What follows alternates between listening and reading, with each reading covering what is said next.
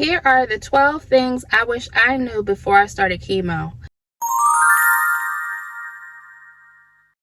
Hi, my name is Chrissy, and today I'm talking about the 12 things that I wish I knew before I started chemo. One you may find a little controversial.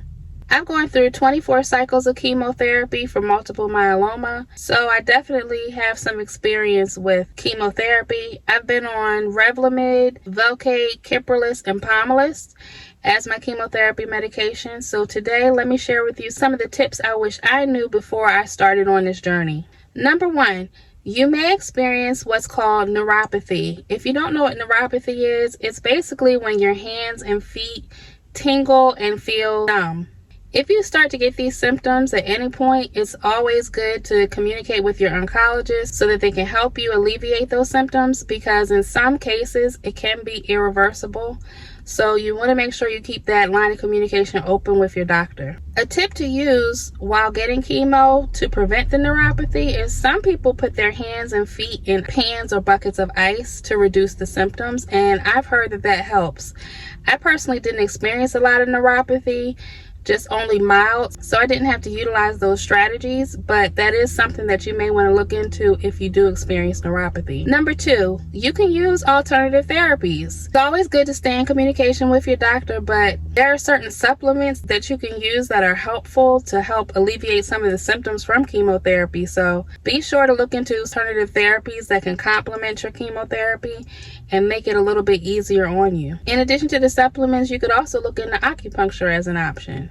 Number 3, you will be tired, and I'm sure that goes without saying that you will experience some fatigue, but that is something that definitely took me by surprise, the amount of fatigue that I felt. So it's important to get your naps, get a good night's rest, and if you can delegate some of your tasks that you do throughout the day to somebody like a caregiver or someone close to you so that you can relax and get your rest, that's also a really good idea. Number 4, you'll likely be nauseous, and they do give you anti-nausea medications before you start treatment. And while you're going through treatment, they'll give you anti-nausea medication, so that will help to prevent some of that nausea. In my case, the first medication they gave me actually made me more nauseous. So again, communicating with your medical team is important because they put me on a different medication, and after that, I didn't feel too much of the nausea. So they will give you something for it, but just anticipate that you may feel some nausea when you undergo treatment. Number 5, you may not lose your hair. Not all chemo medications cause you to lose your hair, and in some cases people's hair may just thin and you won't lose all your hair. So keep that in mind. Depending on what treatment you have, you may keep your hair, or you may lose your hair, or you may lose some of your hair. If you do lose your hair, there are free resources to get wigs and things to help you if you don't want to walk around with the bald look, or if you want to rock the bald look, more power to you. In my case, I didn't lose my hair and it didn't thin at all from the treatments, so I didn't have to worry about that. But I did know that there are resources if you want to get a wig, just in case. Number 6, your taste buds will likely be affected, and that's no fun for anybody. So chemo usually alters your taste to some degree. In my experience, it felt like my taste was like muted, or like I could only taste 15% of the flavor, if that makes sense.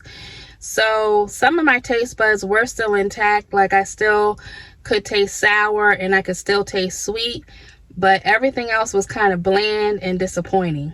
But after you finish treatments, it will likely return, so it's a temporary loss, so keep that in mind as well. Number 7, your smell may be affected, and taste and smell do go hand in hand. For me personally, I'm still experiencing loss of smell 7 months after my last treatment, which was CAR T-cell therapy. It can be annoying because there are times where I'm somewhere and I feel like I might smell something, but I realize it's just the memory of what it smells like. So you may experience phantom smells where you think you're smelling something, but then you realize you're actually not. So again, it's a little annoying, but they do tell me that it will come back at some point, and I'm looking forward to it.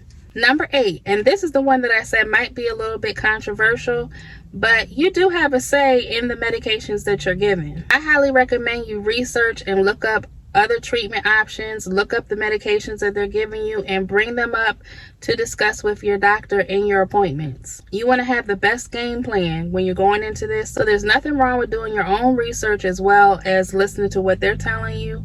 when you go in there. You can even ask if there are low dose treatment options available to you. And I do know a few people who have gone on successfully to complete low dose chemotherapy treatments. So don't think that you're locked into what exactly they tell you. And again, I know that can be a little controversial because they're the doctor, but you do have a say in your care. I think of it as you and your physician are on the same team and you both are the co-pilots. So definitely look into your treatment plan and if there are any other alternative treatment plans available to you. Number 9, surprisingly, you don't have to wait to participate in clinical trials, and not all clinical trials are created the same. You can research clinical trials, participate in them at any point in your treatment journey. If you go to clinicaltrialsgov, you can look up all of the clinical trials that pertain to your specific diagnosis. I've seen different kinds, even clinical trials based on like what kind of food you're eating to see what that does, on up to different kind of drugs that you could possibly take. Number 10, you can change doctors. The first oncologist I went to wasn't a good fit for me because I needed to find a multiple myeloma specialist, and he was a hematologist.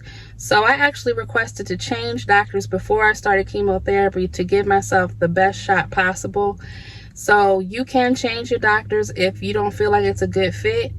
Definitely, if you want to get a second opinion, you want to research and seek someone else out to help give you more ideas about how you can move forward with your chemotherapy or what's available to you. There's nothing wrong with getting more information. Number 11, you may have what they call chemo brain. So chemo brain is kind of like this fogginess, forgetfulness that you may get around treatment days or shortly thereafter, where you don't feel like you're the sharpest or like you're on top of your game like you normally are. It is temporary, but some people do feel the effects of it after chemo.